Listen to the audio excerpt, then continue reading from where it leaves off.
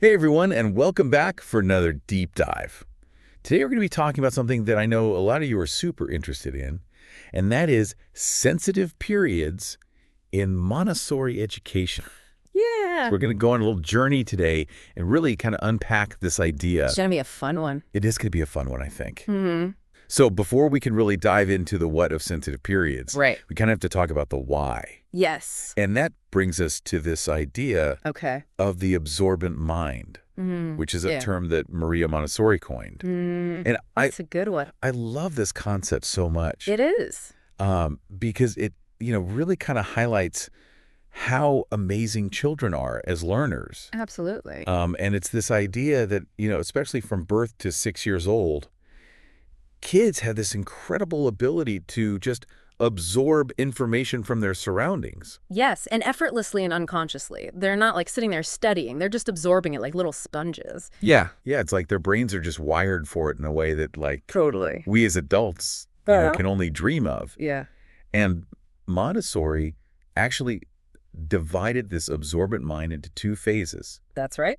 right? Yeah. So can you talk to us a little bit about that? Absolutely. So the first phase is from birth to 3 years old. Okay. And this is what we call the unconscious absorbent mind. Okay. And this is where they are laying the foundation Okay. for language, for movement, for social behavior, for a sense of order, all of those really important building blocks. It's amazing how much happens in those first 3 years. It is phenomenal. Like, you think about it, it's like, wow, Yeah. they're really just tiny little sponges soaking it all up. Yeah. And I think one of the things that really kind of highlights this is like even small changes in routine Oh, yeah. can really upset a child at this age. Yes. Like moving their favorite toy to a different shelf can cause like a complete meltdown. And it's because it's not just that they're being fussy. It's that their brains crave that sense of order Yeah. to make sense of the world around them. Right. So it's not just them being difficult. It's like an actual... It's developmental. Yeah.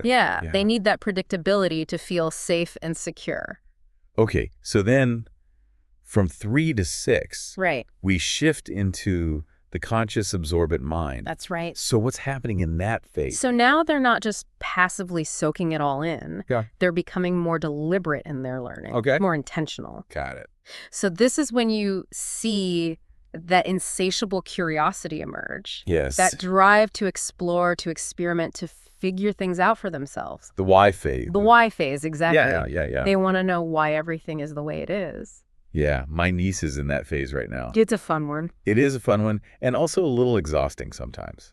It can be. But it's really amazing to watch. It is. That, those little brains just working and trying to figure everything out. Yeah, they're little scientists Yeah. testing hypotheses.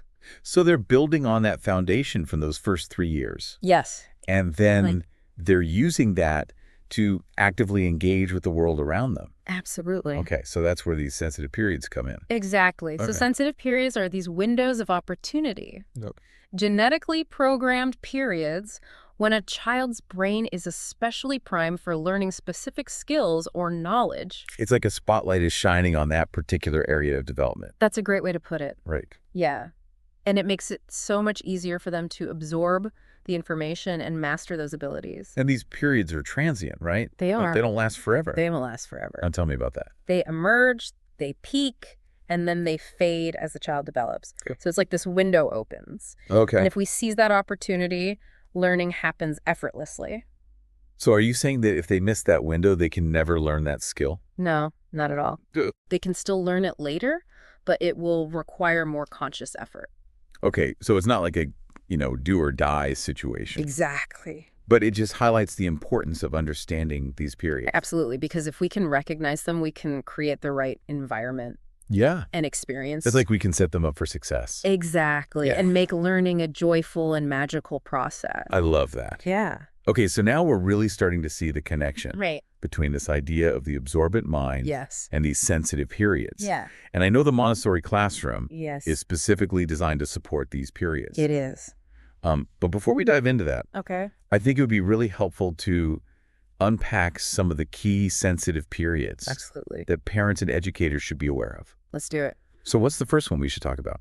Well, one of the most well-known is the sensitive period for language, Okay. which actually spans that entire birth to 6-year-old range. Yeah, this is when children go from gurgling babies Right. to fluent little conversationalists. It really is amazing how they pick up language. It is phenomenal. Like you think about, the sounds they're hearing, the pronunciation they're mimicking, Yeah. and then they figure out the grammar, The grammar. rules almost instinctively. And they can learn multiple languages at the same time. Oh, yeah. Without any confusion. Which, by the way, completely debunks that old myth about bilingualism being harmful for young children. All right, it's like the more the merrier Yeah, exactly. during that time. So what can parents do to support this sensitive period for language? I mean, it sounds so simple, but just talk to them. Right. Read to them. Sing to them. That's it. Yeah. Okay. All of that plays such a crucial role in building those neural pathways, Okay. in the brain strengthening those connections for language processing. So it's almost like we're building a superhighway Yeah. for language development That's a great by analogy. engaging in those simple activities. Right. I love that. Yeah. So we've got language, and then you mentioned earlier there's also a sensitive period for order. That's right. And it's particularly strong from birth to around 3 years old. Okay. Remember that example we talked about? Oh, yeah. With the child getting upset when their toy was moved? Yeah. That's a manifestation of this sensitive period. They have this drive to establish order in their environment Okay. because it helps them make sense of the world Right. and feel safe and secure. So it's not just about being tidy. No. It's about, like, their cognitive development Absolutely. and their emotional well-being. It's all connected. Yeah. Yeah. So how can we support that need for order? Well, creating predictable routines, Okay. establishing clear expectations, Got it. and providing visual cues, Okay. all of those things can help a child during this sensitive period.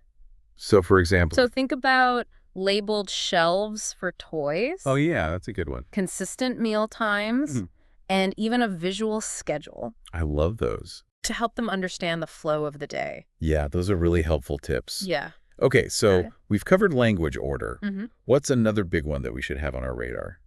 The sensitive period for movement, Oh, that's a good one. which typically runs from birth to around age 4. So this is where they're really refining those gross and fine motor skills? Exactly. Right. So we're talking crawling, walking, Okay, grasping objects, got it. and eventually refining those fine motor movements for things like writing or buttoning a shirt. So it's all about giving them opportunities to move, Yes. to explore, Yes. to engage in activities that challenge those developing motor skills. Absolutely. So what would be some examples of that? Well, think about outdoor play, Okay, climbing structures, Yeah. providing them with blocks and puzzles, love it. and even everyday activities like pouring water or scooping sand.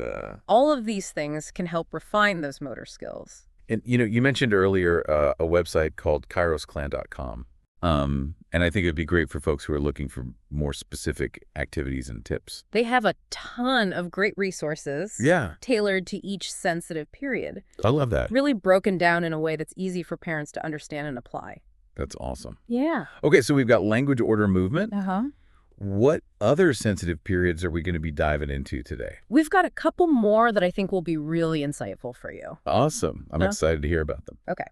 One is the sensitive period for sensory refinement. Okay. This one runs from birth to around age 6, Okay. and it's all about exploring the world through those 5 senses. That makes sense. They are constantly touching, tasting, smelling, listening, looking, Right. soaking in sensory input from their surroundings. Yeah, so creating a sensory-rich environment is crucial during this period. Absolutely. Think finger painting, playing with different textures like Oh, yeah. Play-Doh or clay. I love Play-Doh. Exploring nature. Yeah. Listening to various types of music, trying different foods. Got it. It's all about engaging those senses and helping them refine their sensory perception. It's almost like letting them be little scientists, Yes. experimenting with the world around them. Exactly. And speaking of exploring social dynamics, Right. I know there's a sensitive period for that as well. Yes.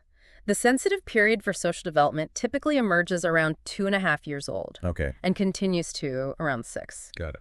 And it marks a shift from that self-absorbed focus of infancy Right. to a growing interest in interacting with others. Okay. You start seeing cooperative play emerge, attempts at sharing, and the beginnings of conflict resolution. So that's where, parents and educators can really step in and model appropriate social behavior. Exactly. It's about showing them how to navigate friendships, Right. resolve disagreements peacefully, Yeah. and understand their place within a group. So creating opportunities for interaction with peers is really important during this time. Absolutely. Whether that's through play dates or preschool, those Yeah. interactions are crucial. Okay, so we've talked about a lot of these different sensitive periods. We have. And now I think it's the perfect time to transition into talking about the Montessori classroom Yes. because it's intentionally designed to support all of these sensitive periods. It is. And I know a lot of our listeners have probably heard of Montessori education, hmm but they might not really understand what sets it apart. Right. So what is it about the Montessori classroom Yeah. that makes it so unique? Well, the magic lies in what we call the prepared environment. Okay. Everything is thoughtfully arranged to meet the developmental needs of the child at each stage. So it's not just about the materials, it's about the entire philosophy behind the environment. Exactly. From the way the furniture is sized to the placement of materials, every element is designed to foster independence, exploration, and a love for learning. Wow. It's like a carefully curated ecosystem for optimal growth. That's a great way to put it. And a key part of that ecosystem are the Montessori materials themselves. Yes. These aren't just random toys or worksheets. Oh. They're carefully crafted, often made of natural materials, Okay. and designed to engage a child's senses and intellect in a very specific way. So there's a real structure and purpose behind everything. Absolutely. For example, take the sandpaper letters. Right. They're not just letters on a page. Right. They're tactile, engaging multiple senses, and perfectly aligned with that sensitive period for language we discussed earlier. Right. The child can trace the letter with their fingers feeling its shape Okay. and associating it with the sound. So it's learning through experience, not rote memorization. Exactly. It's so much more engaging than just looking at a letter on a flashcard. Right. It makes learning tangible, almost like a game. And that's just one example, Right. right? There are materials for every sensitive period. Yes. The knobbed cylinders help refine fine motor skills and visual discrimination. Okay. Practical life activities like pouring water or sweeping the floor Okay. support that need for order and movement. I love that. Every material has a purpose. Okay. And the teacher acts as a guide, Right. observing the children and gently directing them towards activities that match their current developmental stage. That individualized approach is really what sets Montessori apart. It is. It's not a one-size-fits-all model. Right. It's about meeting each child where they are. Exactly. And another thing that I find fascinating about Montessori is the mixed age grouping. Yes. So can you tell us a little bit about that? Absolutely. So you'll typically see children grouped in 3-year spans, Okay. which creates these opportunities for peer learning and mentoring. Okay. Got The it. younger children observe and learn from the older ones, Yeah. while the older children solidify their knowledge by helping the younger ones. Oh, that's so It special. creates this beautiful sense of community Yeah. And responsibility. and responsibility. Yeah. Yeah, It's like a microcosm of the real world, it is. right? Where collaboration and empathy are so important. Exactly. And studies have shown that these mixed-age classrooms can lead to improved social skills, Oh, wow. increased empathy, and even advanced cognitive development in the younger children. So nurturing these sensitive periods isn't just about making learning easier in the moment. Yeah. It really has these lasting benefits for the child's overall development. It's about building a strong foundation for their future. And it's not just about those measurable outcomes. Right. It's about cultivating that love for learning, Yes. a sense of independence, self-discipline, Absolutely. and that intrinsic motivation to explore and discover the world around them. That's what we want to see. Yeah. Yeah. It's all starting to connect now. Right. That absorbent mind, those sensitive periods, and this intentional design of the Montessori classroom, It all works together. it creates this amazing ecosystem for child development. It's a beautiful synergy, It is. and it really highlights the importance of those early years Yeah.